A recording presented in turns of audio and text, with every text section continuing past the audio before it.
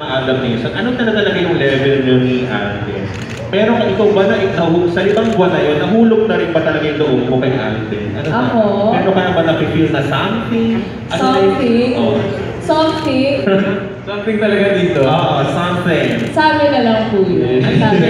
Dapat i-share. Hindi pwede yung ganun sagot. Hindi, masaya naman gamitin ko. Pero mamaya ka na, siya muna. Gano'n kayo ka-close, ano kayo? Nagtatawagan ba kayo? Nagte-textan?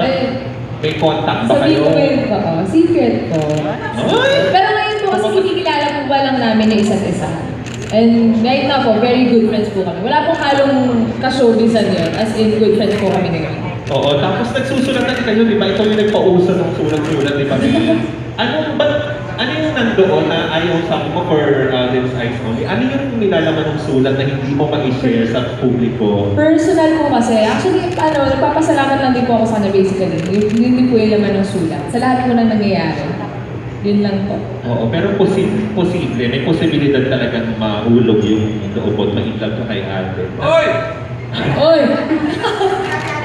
Sa lahat naman talaga hindi magtataka kung mangyari yun, di ba? Wala naman po yung posible.